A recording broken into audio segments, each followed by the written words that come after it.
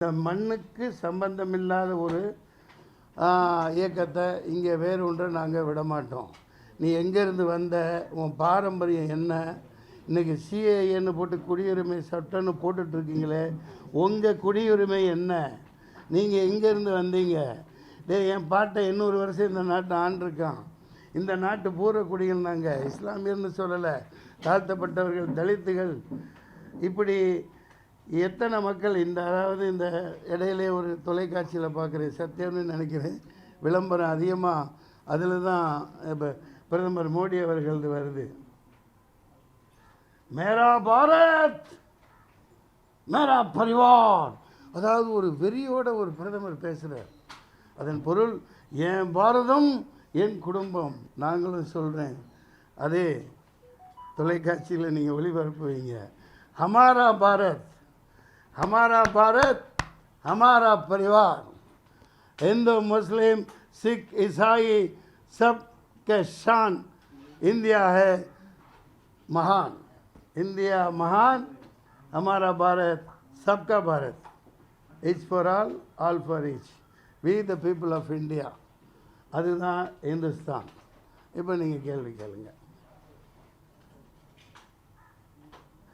கூட்டப்பட்டதின் நோக்கம் அவ்வளவுதான். என்னை கிள்ளுக்கிறியா நினச்சிட்டு இவனுக்கெல்லாம் ஏன்டா சீட்டு கொடுக்காதுன்னு அவங்க ஏதோ பண்ண பார்க்குறாங்க. ஒன்றை மாதிரி எங்கள் அப்பா 7.5 கோடி வந்தாலும் என் வளர்ச்சியவோ மக்கள் என் மேலே வச்சுருக்கிற அன்போ உங்களால் ஒன்றும் பண்ண முடியாது. சமத்துவம் மிக்க ஒரு ஆட்சியாக அமைய நான் பாடுபடுவேன். எவனாக இருந்தாலும் சரி பார்த்துக்கலாம். மேரா பாரத் மேரா பரிவார் நை, ஹமாரா பாரத் ஹமாரா பரிவார்.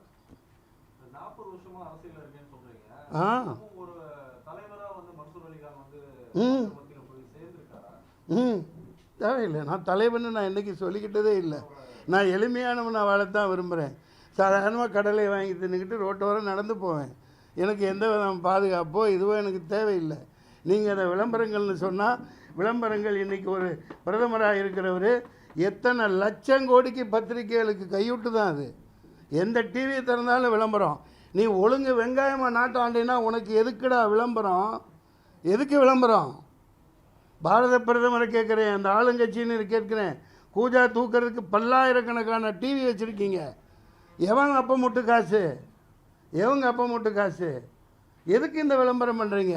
நீ ஒழுங்கு வெங்காயமாக ஆட்சி ஆண்டாக்க அங்கேருந்து ஓட்டு போடுங்கன்னா போட போகிறாங்க. காகிதம் இல்லை படுத்துக்கிட்டு கேரளாவில் எம்பியா ஜெயிக்கலையா? அதை பற்றி நாங்கள் கவலை இல்லை. அவர்களெல்லாம் ஆண்ட பெரும் மக்கள், ஆண்டு கொண்டிருப்பவர்கள், மிகப்பெரிய மகா அஜானுபாகுவானவர்கள். நாங்கள் எளிமையானவர்கள். எளிமையான ஏழைவாளிகளின் குரலாக பாராளுமன்றத்தில் சென்று எங்களுடைய புகழையும் உரிமைகளையும் நிலைநாட்டுவோம். அதற்கான போராட்டமே என்னுடையது. பார்த்துக்கலாம். ஆமாம் ஆமாம் ஆமாம். அப்படி காந்திஜி நினச்சிருந்தாக்க சுதந்திரம் வாங்கியிருக்க முடியாது தானே? அண்ணா நினச்சிருந்தா இவ்வளோ பெரிய சாதனையை பண்ணியிருக்க மாட்டார் தானே? அவங்களுக்கு இப்போ அண்ணா பெரியார் போட்ட இயக்கங்கள் இருக்குது, அவங்க பேரை வச்சுட்டு வந்துட்டாங்க, இன்றைக்கி ஆண்டுகிட்டு இருக்காங்க. நான் அதை உடச்சி நாளைக்கு சொல்லுவேன், மக்கள்கிட்ட எடுத்து இயம்புவேன் இல்லையா? மிகப்பெரிய ஆபத்தான ஒரு இதில் இருக்குது.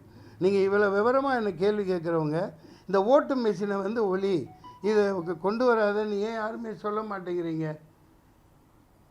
யாருமே ஏன் வாய் திறக்க மாட்டேங்கிறீங்க? இதை எத்தனை பேர் அப்போ ஊடகங்கள் ஆளுங்கட்சிக்கு ஆதரவானதாகவும் என்ன சொல்கிறது, ஏன் அப்படி வாய்மூடி மௌனியாக இருக்கீங்க? ஐயா, ஒரு இது வந்தால் தானாக முன் வந்து சோமோட்டோ வழக்கு போடுறாங்க அமைச்சர் மேலே, மக்கள் போராடுறாங்க. தொடர்ந்து அந்த மெஷினை வச்சு ஏமாற்றி ஆட்சியில் உட்காந்துருக்கிறவன் ஒன்றா நம்பர் ஏமாத்துக்கான, ஒன்றா நம்பர் அயோக்கியன். உண்மைதானே?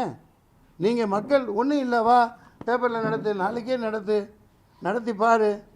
அப்போ இவ்வளோ அடக்குமுறைகள் இருக்குமா?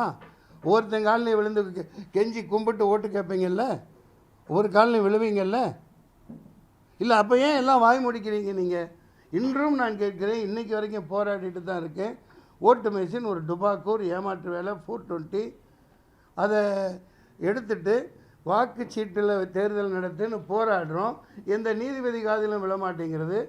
இவர் சொன்னார் என்னோடய சாதனை என்னென்னு. 4 வருஷம் முன்னாடி 5 லட்ச ரூபா செலவழித்து பல தடவை ஃப்ளைட்டுக்கு போயிட்டு வந்து டெல்லியில் நான் 14% அப்பியர் ஆகி ஆஜரானேன். இந்த ஓட்டு மிஷினை ஒழுங்கன்ட்டு.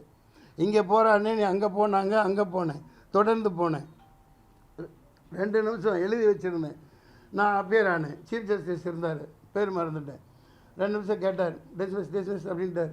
2 பக்கம் பேசிக்கிட்டே இருந்து 2 பக்கம் தூக்கிட்டு போக ஆள் வந்துட்டாங்க. வெளியில் வந்து என்னங்க இதுன்னா, சார் நீங்கள் தான் இந்த கோர்ட்டில் அதிக நேரம் பேசியிருக்கீங்க, இந்த மாதிரி ஆயிரக்கணக்கான கேஸ் இருக்குது, அவங்க ஏன் கண்டுக்கவே மாட்டேங்கிறாங்க சார். அப்புறம் என்ன, நீதிமன்றம் தானே இறுதி. நீதிமன்றமே இப்போ பாரு, இந்த நீதிபதி அவராக ராஜினாமா பண்ணிட்டு போயிட்டார். ஏன் போனார்? 1000 கேள்விகள் இருக்குது. இங்கே எல்லாத்தையும் சொல்ல மாட்டேன். நான் அங்கே மைக்கை பிடிச்சி என்னோடய வாழை சொல்லட்டுருவேன்.